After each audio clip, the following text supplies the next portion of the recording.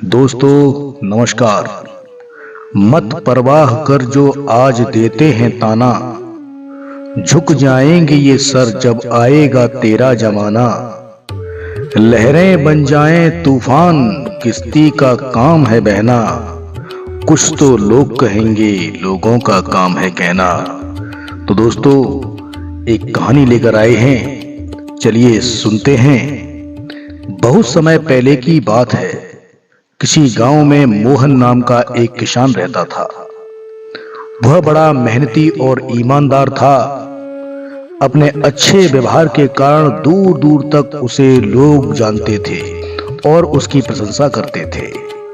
पर एक दिन जब देर शाम वह खेतों से काम कर लौट रहा था, तभी रास्ते में उसने कुछ लोगों को बातें करते सुना। वे उसी के बारे में बातें कर रहे थे। मोहन अपनी प्रशंसा सुनने के लिए उन्हें बिना बताए धीरे धीरे उनके पीछे चलने लगा। पर उसने उनकी बात सुनी तो पाया कि वे उसकी बुराई कर रहे थे। कोई कह रहा था कि मोहन घमंडी है, तो कोई कह रहा था कि सब जानते हैं वो अच्छा होने का दिखावा करता है। मोहन ने इससे पहले सिर्फ अपनी प्रशंसा सुनी थी। इस घटना का उसके दिमाग पर बहुत बुरा असर पड़ा और अब वह जब भी कुछ लोगों को बातें करते देखता तो उसे लगता वे उसकी बुराई कर रहे हैं। यहां तक कि अगर कोई उसकी तारीफ करता तो भी उसे लगता कि उसका मजाक उड़ाया जा रहा है। धीरे धीरे सभी ये महसूस करने लगे कि मोहन बदल गया है और उसकी पत्नी भी अपने पति के व्यवहार में आए बदलाव से दुखी रहने लगी। और एक दिन उसने पूछा, आजकल आप इतने परेशान क्यों रहते हैं? कृपया मुझे इसका कारण बताइए। मोहन ने उदास होते हुए उस दिन की बात बता दी। पत्नी को भी समझ नहीं आया कि क्या किया जाए। पर तभी उसे ध्यान आया कि पास के ही एक गांव में एक सिद्ध महात्मा आए हुए हैं। और वो बोली, स्वामी, मुझे पता चला है कि पड़ोस के गांव में एक पहुंचे हुए संत आए हैं। चलिए हम उनसे कोई समाधान पूछते हैं। अगले दिन वे महात्मा जी के शिविर में पहुंचे। मोहन ने सारी घटना बताई और बोला, महाराज, उस दिन के बाद से सभी मेरी बुराई और झूठी प्रशंसा करते हैं। कृपया मुझे बताइए मैं वापस अपनी साख कैसे बना सकता हूँ। महात्मा मोहन की समस्या समझ चुके थे तो महात्मा जी ने कहा, पुत्र, तुम अपनी पत्नी को घर छोड़ाओ और आज रात मेरे शिविर में ठहरो। मोहन ने ऐसा ही किया। पर जब रात में सोने का समय हुआ तो अचानक ही मेढकों के टर्र टर्र की आवाज आने लगी। मोहन बोला, ये क्या महाराज, यहाँ इतना कोलाहल क्यों है? पुत्र, पीछे एक तालाब है।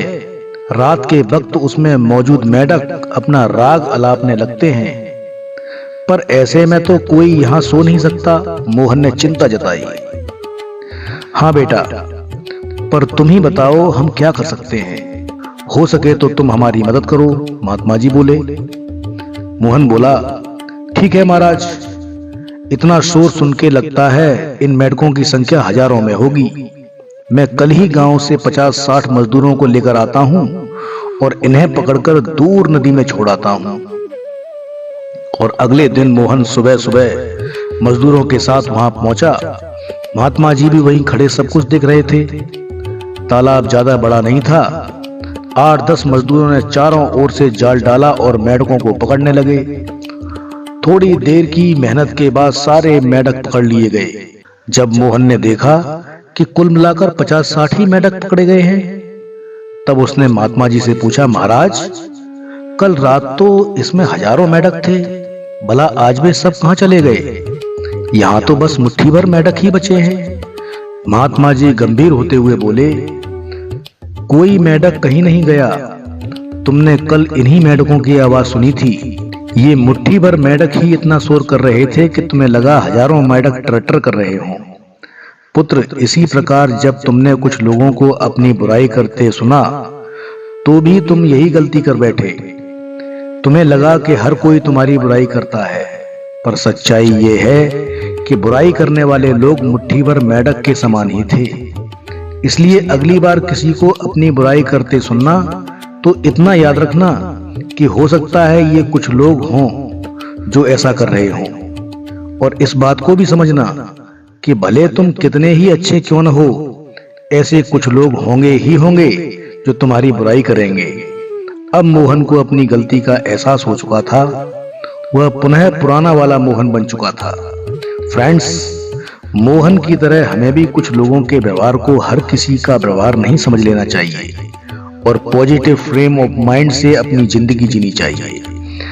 हम कुछ भी कर लें, पर लाइफ में कभी न कभी ऐसी समस्या आ ही जाती है जो रात के अंधेरे में ऐसी लगती है मानो हजारों मेढक टर टर कर रहे हों। पर जब दिन के उजाले में हम अपना समाधान खोजने का प्रयास करते हैं तो वही समस्या छोटी लगने लगती है। इसलिए हमें ऐसी सिचुएशन में घबराने की बजाय उसका सॉल्यूशन खोजने का प्रयास करना चाहिए और कभी मुट्ठी भर मेढकों से घबराना नहीं चाहिए। तो दोस्तों, ये कहानी आपको कैसी लगी? यह कहानी अगर आपको अच्छी लगी है तो मेरे चैनल को लाइक करें, सब्सक्राइब करें और कमेंट करें। धन्यवाद।